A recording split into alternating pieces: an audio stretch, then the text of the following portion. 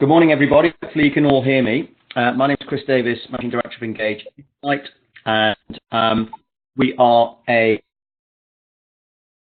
compliance and business development consultancy. We have two businesses, Engage Insight, which is the consultancy side, and then we have Model Office, which is what's called a reg tech platform, regulatory technology, which allows you to assess where you sit and benchmark yourself against all the rules and regulations and improve your compliance scores and professional practice. And we'll see later how that can help also with your GDPR compliance. Before I do any of that, what I'm going to do is some housekeeping. So housekeeping is really, we've sent this through as an email this morning. Make sure your audio is on. If you can't hear me, hopefully you can see my screen. If you can't hear me, ring that number and you will be able to hear the reference. So 020-3582-4515 and you'll get straight in. We are recording the session, so and we'll host this on our YouTube RegTech webinar channel, and we'll send it all out to you as well. So you'll be able to hopefully replay it at your leisure and forward it on to anyone in your organisation you might find who might find it useful. My name is Chris Davis, as I've said. Enough's really said about myself. It's just me today. We normally get also guest speakers on relevant topics, but today it's just myself hosting this.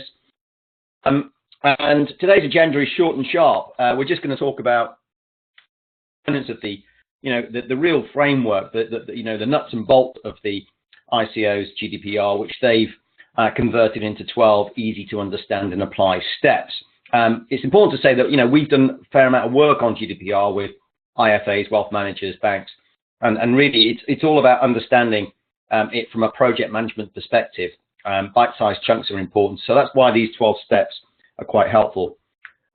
We've just launched published our benchmark study across the market, and our benchmark study kind of shows how firms in the marketplace, in your marketplace, are doing against all the regulatory directives and professional development needs. We researched the market over 5 years, and this gives you an idea of where firms currently sit on those 12 principles.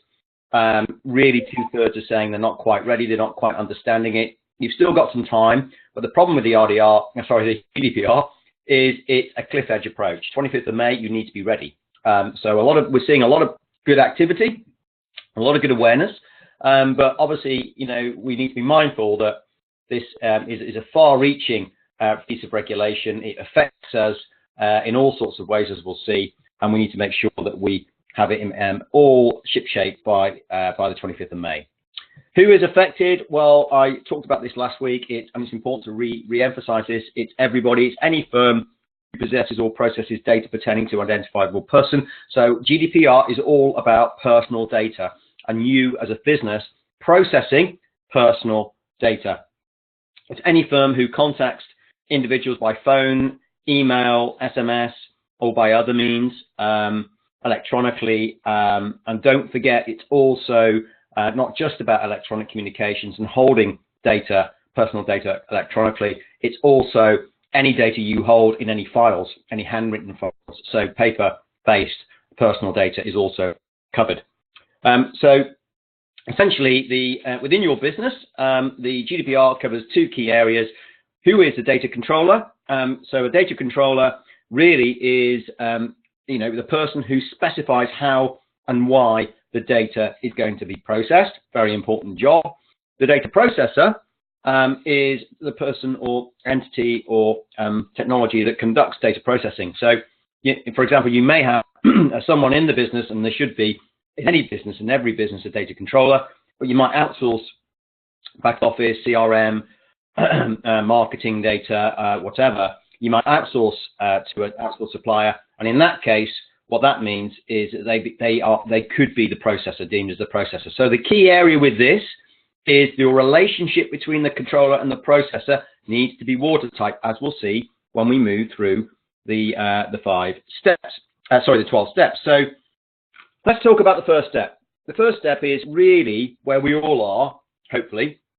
We're all very aware across the team with all organizations about what the GDPR is about, how it works, what it does, making sure that we are starting to address all the key issues, pulling it all together, as I said, into a program and start to apply it across the business. Now, the key area with this is that the GDPR, as I've mentioned, is very wide-reaching. You know, it's not just about the personal data you hold on a back office system, for example. It's everything from HR to payroll to CRM systems, anything that's outsourced, and as I mentioned, any paper-based.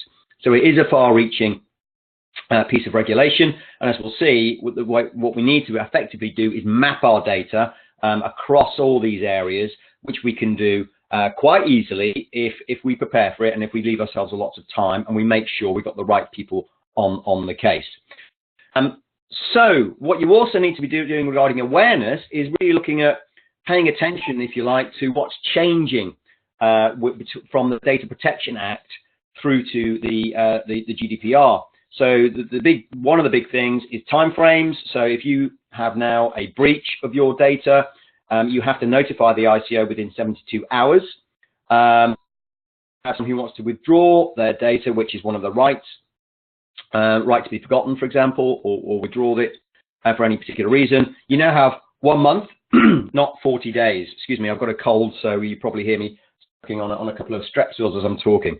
So there's also new rights, which is right to be forgotten, data portability, gaining explicit consent if you're processing sensitive personal data, which again we'll talk about as we go through these steps.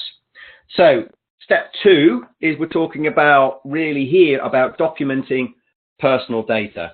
And what we want to ensure is that, you know, a lot of you, I'm sure, have risk registers within your business. So you're mapping out what risks there are within and outside the business, and then you're mapping out who's accountable, timeframes, and what needs to be done and what resources you have to get there. If you haven't got one, I'd recommend you get one. If you haven't got one, let us know. We can send you our template and give you an idea of how that works. The key area with this is what the ICO are saying is that you need to know what information you hold, what is its purpose, where is it stored, and where is it shared.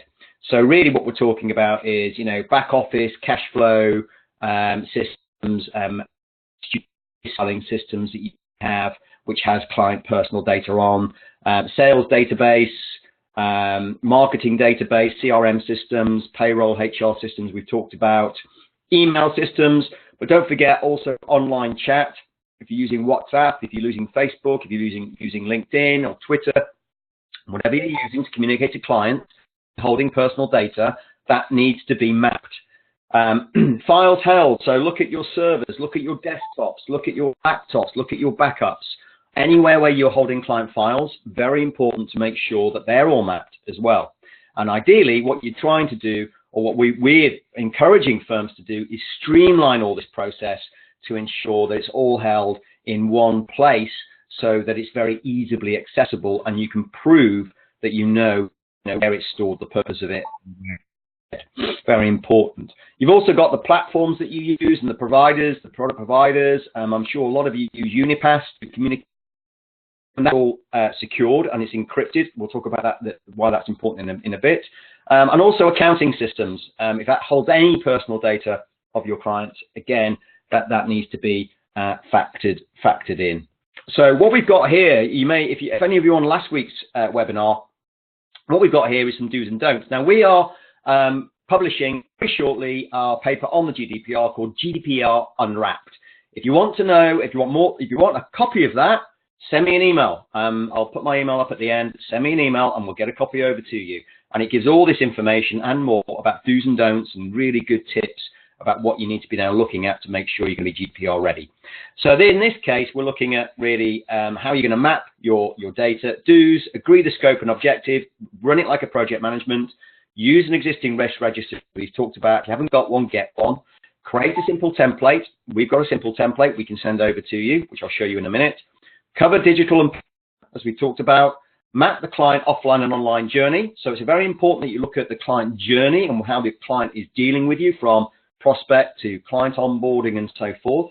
And then make a information asset register, which is really your Bible, if you like, for mapping out client data, accessible to everybody who's within the business. And then also incentivize people massively to ensure that they're engaged in this process. So some don't stick your head in the sand. Don't point the finger at IT and say it's an IT job. It's not. It's everybody. Don't expect a silver bullet solution in this when you're looking at the information asset register, and keep calibrating it, keep using it, and keep updating it. Don't stick it on the shelf.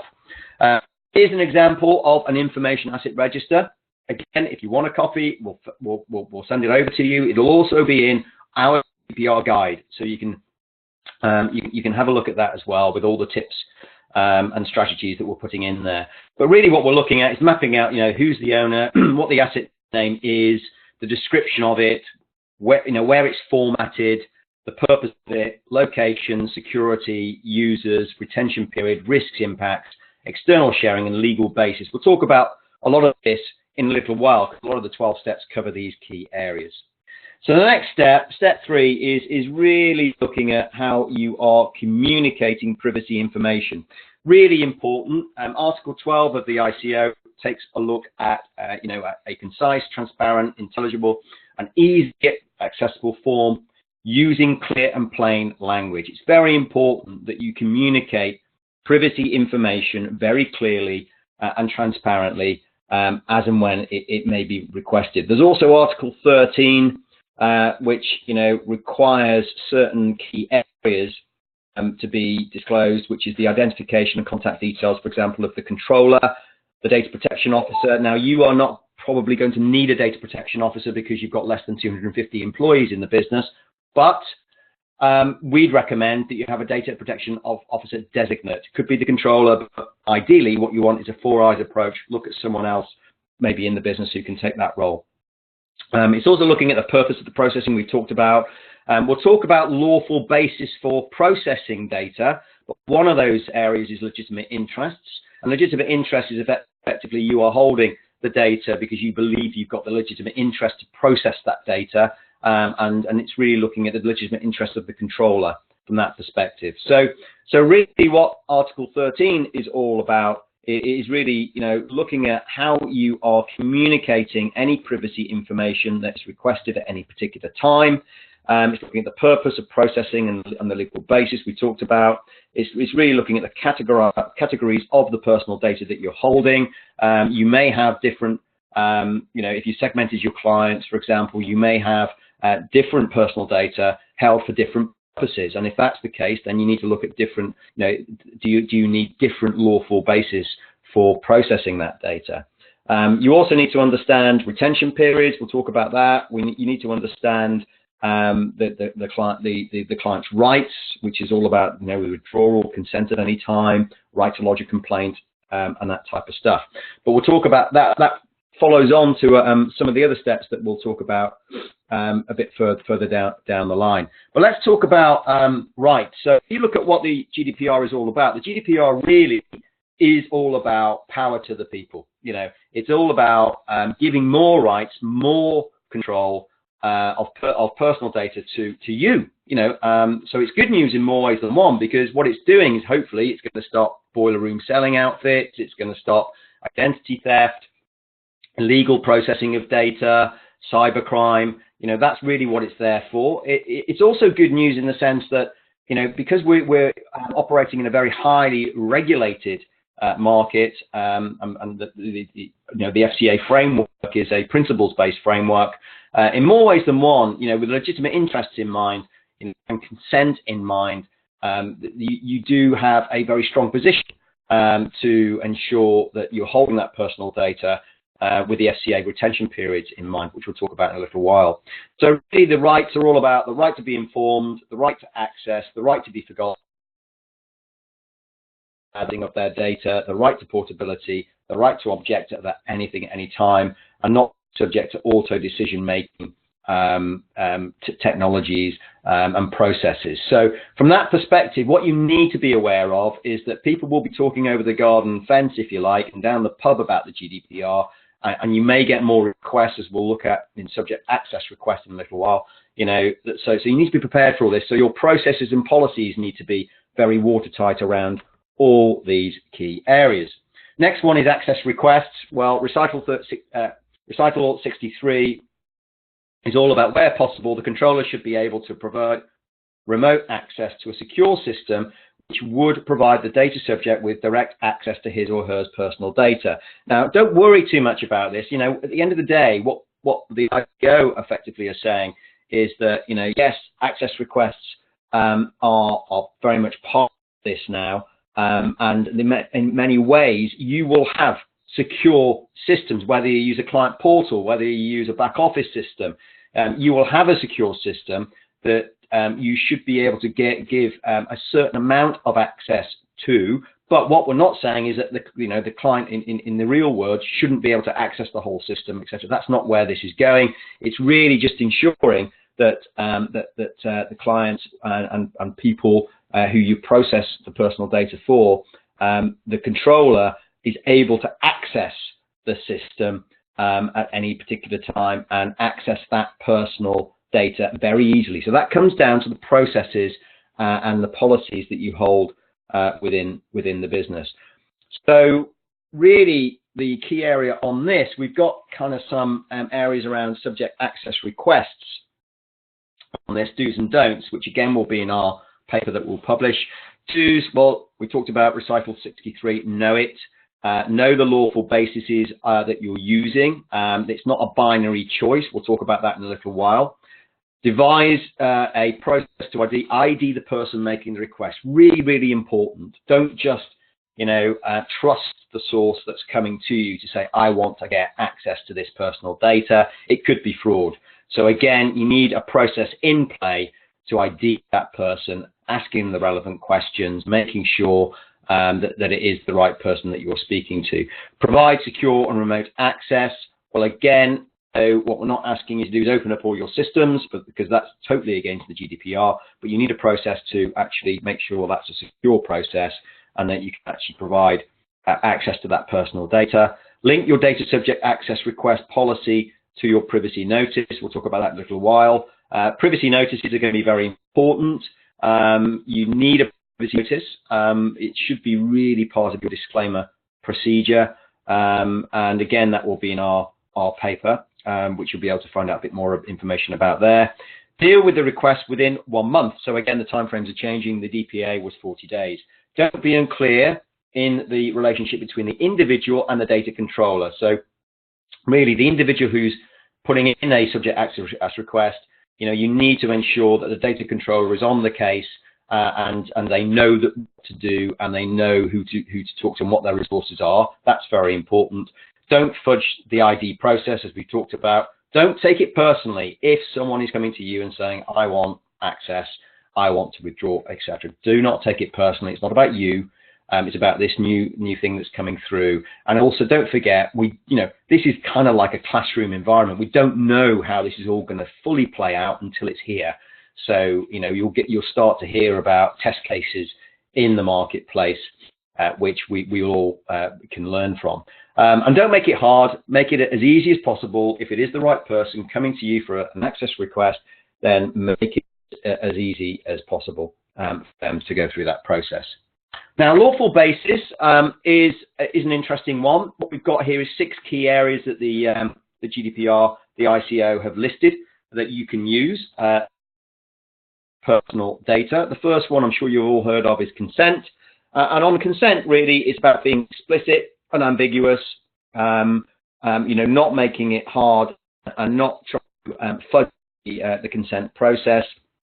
Now, for example, that could be on your terms of business. It could be application forms, agreements, or disclaimers that you're using with your clients. We'd always recommend at some stage in the process you get a form of consent. There is the case for soft consent, which means that if clients are already your clients, they're pretty much giving you consent. And if you're using legitimate interest, point 6, which we'll talk about in a little while, then could work. But with legitimate interest, you'll also so you're always given the opportunity to opt out at any particular stage. Necessary for the performance of a is an interesting one. This could be, terms of businesses which are necessary to process data purposes, provide investment advice, for example, or a compliance function, a legal obligation, compliance. So again, that is probably going to be a prerequisite in a degree. It will already be there. You'll already be doing it, I would have thought, within the processes that you use. So again, it's not a binary issue. You need to look at what you're doing for the client and how you're processing that information to then make a judgment about what lawful bases actually apply. Then we've got compliance with legal obligations, which kind of speaks for itself, which is complying with the law. Public interest is really anything that's involved in the public interest. It could be governmental. And then legitimate interests. Legitimate interest, we've had an interesting feedback. We ran a similar session to this for the Power Planner Powwow community this week, which was a really great session. 100 odd people were on that, and one of the points was legitimate interest could be, a free-for-all across industries for everybody to say, look, we've got legitimate interest. We don't need anything else. We hold the personal data, and that's it. Well, yes and no. It's not that easy. You need to prove your legitimate interest. We think to a certain degree you have a legitimate interest because you're in a highly regulated environment. You need to hold the personal data. You need to hold the personal data for suitability tests. You need to hold it for KYC. You need to hold it for all the retention periods that the FCA require in the COBS rulebook. So from that perspective, interesting could be an interesting one for you to look at. But again, you need to have method there to justify why you are using legitimate interests. Then we move on to consent. Almost a default as well for a lot of firms out there to say we need to hold consent. Consent is all about the name of an organization, name any third-party controllers who rely on consent, why you want the data, what you will do with it, and individuals can withdraw consent at any time. Consent, as I said, needs to be unambiguous, freely given, specific, and informed. You need the positive opt-in. You can use, to a certain degree, a soft opt-in if clients are already your clients, and you can prove that, and you're losing legitimate interest, for example.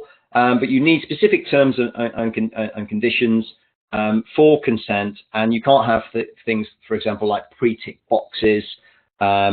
You might want to think about what's called double opt-in, which is, for example, if clients are downloading any information off your website or you're providing information to them, what you basically need them to do is give them permission before they are added to, for example, an address book. So it's a very marketing concentrated area, but a double opt-in is quite a good idea to help from that point of view. And when we're talking about consent, what we're really talking about here is keeping it separate in your T's and C's, using plain English, adopt a simple procedure for all to understand, provide methods to withdraw consent, document requests, be specific in your request for consent, deal with requests within 1 month, don't get technical and use jargon, don't pre-select opt-in boxes, penalize individuals who wish to withdraw consent, make consent a precondition of the service, don't be unclear on what the individual has consented to, and don't be unclear in the relationship between the individual and the data controller. Interesting one on consent. I'm a councillor with my local district council. This appeared on my Facebook feed recently. I know I hadn't opted into this, but the issue with this actually comes into what is effectively also coming in with the GDPR, which is the private and electronic communication regulations. That's being rewritten at the moment. The ICO were trying to bring that in at the same time as the GDPR on the 25th of May. Haven't got the time to do it. But the interesting thing on this is the fact that consent is the default. So I would then need to ensure, or they would need to ensure, people who are sending me this information, that they've got my consent. So cookies on websites are under the spotlight now. Marketing calls, emails, texts, even faxes, if those who are still using faxes. So this is all, a huge dynamic that's playing out at the moment, that's going to go on, and you're going to see a lot of changes, certainly in online marketing over the next few months, because the PER will also be coming in to give almost like a double lock to the regulation. Coming to the end now, so children under 16, the ICO stipulates that parental responsibility needs to be given.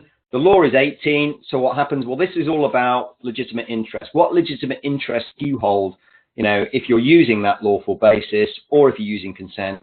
So the lawful basis is important here, but just note that children are classed under 16 by ICO, and you will need to ensure that you've got parental responsibility for that. We then touch on breaches. Now, breaches are an interesting one. This is a dynamic that that has been hit the headlines over the last few months regarding the GDPR.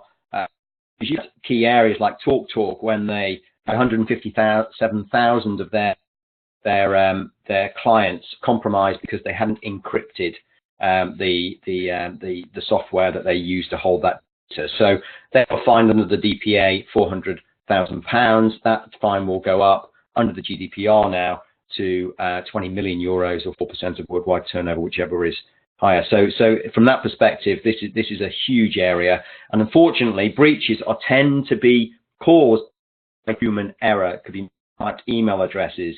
It could be not realizing that you've got a cyber criminal attacking your database with what's called a phishing or a whaling email, and it's got a click here at the bottom of it, and you click on that, and then you're compromised. It's using personal mobile or cloud-based services or servers, and not having the HTTPS. The S is the important thing in a cyber cafe or in a pub or in a public forum. Unencrypted systems are also compromisable. So you need to ensure that all the systems that you're using from the 25th of May ongoing are encrypted. So this is where new software that's coming in, portals, are going to help. They're all encrypted. You can you can communicate with your clients very easily over it. All files are held. It's all in one place. It's all very much a GDPR compliant environment. So that's a very important thing to look at there. And of course, with breaches, you've got 72 hours now to get it right. So with breaches, again, get your systems, get your policies, get your controls all aligned to make sure that you know what happens if a breach should ever occur. Protection is Article 35, really is description of the envisaged process in operations, assessment of the necessity, assessing of the risk to the rights and freedoms of subjects, measures envisaged to address the risks. So really on the data protection by design and impact assessments, what we're looking at here is really ensuring that data protection impact assessment is required. You need, if you are affected at any time, how you're going to control it, what systems and controls you're going to put into play. That's all important, and you need to really map that out. And again, that will be in our guide that we will produce very shortly and publish. The data protection officer, as we talked about, this won't necessarily apply to you, but if you've got left, then appoint a designate, someone who is in that role and really has the responsibilities to make sure that all this that we've been talking about is in play by the 25th of May. And then international is the last step offered by the ICO. And really, it doesn't matter where people live. If they're an EU citizen or classed as an EU citizen, then the GDPR applies to them. So that is important. It also applies to organisations outside the EU who offer goods and services, to individuals within the EU. So again, it does have an international play on the whole thing. So really, in summary for you, what we're looking at here, before we just talk about the RegTech piece, is build an information asset register, get an action plan to close any gaps that you may identify, look at policies and procedures and making sure that they're up to date across breaches, client access to the data, and how you're going to delete data if necessary, update your privacy notices, and train the team accordingly. And what we'd also say is really ensure people are highly incentivized to make sure that they're online. So lastly but not least, we'll just take a quick look at our RegTech platform, Regulation and Technology Platform Model Office, and how this can help you make sure that you're ready for the GDPR. So what the RegTech platform does, it has 5 keys. You can see at the top, your focus, which basically focuses on this one here, your focus. You've got your engagement, you've got your promise, your systems, and your people. And what we're looking at doing is ensuring that across those 5 keys that you're answering a lot of questions to ensure that your business is compliant, and obviously any blind spots that you have, then what the model office system will do is kick out steers and strategies to help you improve your scores on an ongoing basis and make sure that you continue as compliant, but not only just about compliance, it's about business development strategy going forward to making sure that you're always going to be hitting the FCA rules and regulations and ESMA rules, as we've talked about with the GDPR, going forward. So what we've got here really is a system that allows you to answer a lot of questions. So here what we're talking about is data stress tested and protected with EU backup and security. And then we've got a Likert scale here. We don't have it. We plan to have it. We're unsure. We have it, but it's below the required level. It's above the required level. What's the required level? You should know. It's your journey. So you answer the questions accordingly from that perspective. And once that's completed, then you can move through to start the GDPR section. So the GDPR is applicable. And here what you can see is a pop-up resource that we call it. So if you click on that, and if you're unsure about the questions that we're asking you, then you'll go straight to the source of what the GDPR is all about on the ICO website. So you can actually always go to the source of what the question sets are asking you about and move along accordingly. So this one talks about the lawful processing 6 tests that we've talked about.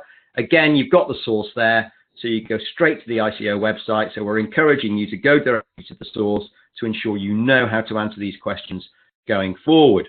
Data control of processor as you go. And as you're going through all these questions, what it's going to allow you to do is really allow you and the team to assess and reassess your understanding of how far you've gone with this system and what you've done as you go forward.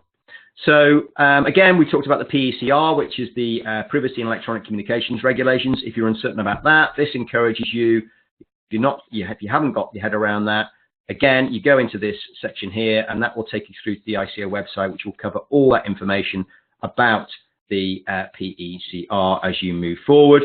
And then finally, as you complete the section on the GDPR, what will happen is you get a score against our benchmark. Most importantly, you can click on the here to learn how to grow your score. And here, what you've got is all the business functions, and you've got strategies and steers about how to improve your performance on an ongoing basis. So data flows, we've got GDPR here. It will take you straight through to our blog, so again, that will give you even more strategy, even more information and context to how to improve your scores on an ongoing basis. Now, yesterday we launched a chatbot called Mo, who sits on this platform, and I'll just briefly go through Mo for you right now. Here's Mo, as you can see on the right-hand side, and she will pop up. And if you're going into any of these, so this is your regulatory dashboard across all those 5 keys, you can click on any of these areas. So you can click on, again, your systems, which is where the GDPR sits, and you can take a look at data and flows. These are all the business functions that you've got within this particular key.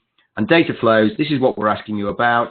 And again, this looks at all the steers and strategies that you now need to put into play. If you've got any more questions, you can ask Mo here on the right-hand side, tell me about the GDPR. Mo is runs on artificial intelligence software. And then what Mo should do is be able to give you some information. As you can see, she's gone, here we go. Well, as they say, data is the new oil, etc., etc. And you can then click on what Mo produces for you. And Mo then, again, takes you straight through to the ICO source. You can ask about Mo about anything in particular. So we can go to MiFID 2, and Mo then will not quite understand that one because we haven't written it correctly. But at the end of the day, what Mo is designed to do, here you go. So she's talking about MiFID 2, and she's talking about MiFID 2 actually not being a cliff edge approach as the GDPR is. So you can see what Mo is designed to do is help you through your compliance journey to enable you to ask more questions as you go, to move away from checklist box orientated compliance strategy, and making sure in the case of the GDPR that you have a full understanding of what resources are out there, of what help you might need, and then if you need further help, you can email us so we can provide you with that support as you go forward. So that's a brief view of how Mo and the artificial intelligence system works on our RegTech platform. As I say, our RegTech platform covers everything from know your client, treating customers fairly, MiFID II, suitability, pension transfers, you name it, it's all in there. And all those key areas, because at the end of the day, it's reigning regulations. So it remains me to thank you for your time this Friday on a very cold, snowy Friday. Hope you have a great weekend, and I hope the weather clears up for you, and you have a great week next week. If you've got any questions, send me an email. If you've got a pen and paper, my email address is chris.davies, that's chris.davies at engageinsight, all one word, .co.uk. But you'll get a thank you email later. I'll send that information to you, and I'll also let you know where you can download our GDPR benchmark paper accordingly. If you want, of course, if you want an overview of Model Office and how we can help your business develop and grow and be obviously compliant against all the rules, then we're happy to offer you a completely complimentary demo using this system, so you can actually how it applies to you. Have a great weekend, and thanks so much for your time. And don't forget, this recording will be available very shortly on our webinar channel, and we'll send all that information over to you as well. Have a good weekend.